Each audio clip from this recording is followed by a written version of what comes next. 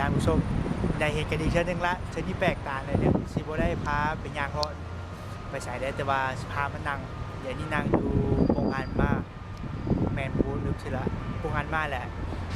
แล้วก็อยู่ใกล้ๆกับหอไอเฟลทั้งหลังนะเช่นหอไอเฟลแล้วเมื่อยบุ้งยิงยางมาใส่เดี๋ยวพอดีโชคดีที่เขาเห็นมีเงือขี่มาถนัดสิพาขี่เงือเด้อเอาสิพายบนเงืออันนี้ก็เจ้าเอิญเงือบาตูมุชขี่อ้อมปารีสแหละปารีสมันมีแม่น้ำแซนอ้อมไม่ไผ่อย่างโรแมนติกกับเมื่อกี้แต่เจอที่แปลกหน่อยนึงนะบอกว่าเป็นอย่างจึงบนพายอย่างไม่มีอย่างดอกปีใหม่ธรรมดาส่วนหลายคนซีเลือกเขียนอีเมลหรือว่าเขียนจดหมายไปอวยพรปีใหม่กับอวยพรกันเป็นอย่างนั้นแหละใครเข้าร่วมไปฮักในการส่งอวยพรหากันค่อยผมมีเวลาเขียนเวลาเขียนอีเมลหลายไปในช่วงนี้ก็เลยอัดวิดีโอสร้างง่ายดีว่าคือจะว่าอย่างว่าไปนั่นแหละกับบุมีอย่างไรปีใหม่ฟ้าใหม่ผ่านมาแล้วก็ขอให้หมู่เพื่อนทุกคนหรือว่าใครก็ตามที่เห็นวิดีโอคลิปตัวนี้ก็ขอให้มีสุขภาพแข็งแรงคิดสิ่งใดขอให้ได้สิ่งนั้นสำหรับคนที่เห็นรายให้การคือขอให้ฐานะตำแหน่งขึ้น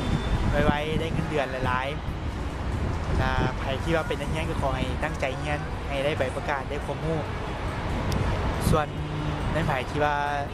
มีปัญหาบ่หรือว่าเบิดกำลังใจก็บ่ให้เป็นอย่างบ่ให้ขึ้นอย่างไรตั้งใจไหมปีใหม่เข้ามาแล้วก็นั่นแหละมีสิ่งดีเข้ามาในชีวิตเขาหรอก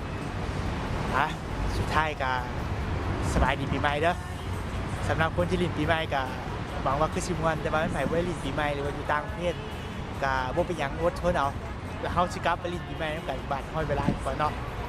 สวัสดีปีใหม่เด้อทุกคนบ๊ายบายจังไหนก็มาแล้วทำผู้ชมอย่าลืมพาเบิ่งเก็บโต๊ะข้ามทางอยู่ปารีสเด้อพามาบริหารขึ้นไปเด็ก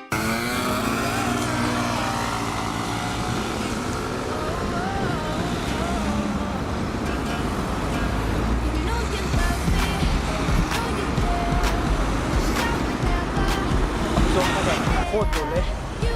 ที่ทางส่วนทางส่วนไหนละส่วนชอบทางเขาทางส่วนเลยสนใจธรรมดาไม่แดงบริษัทซิถามเล็กพักขับเลยอันนี้ข้ามทางมาแล้วชีวิตกว่าเขาเป็นโครงงานมากเป็นหอยเฟลอันที่เห็นอยู่เขียนยาวที่นั่นสถานีรถไฟ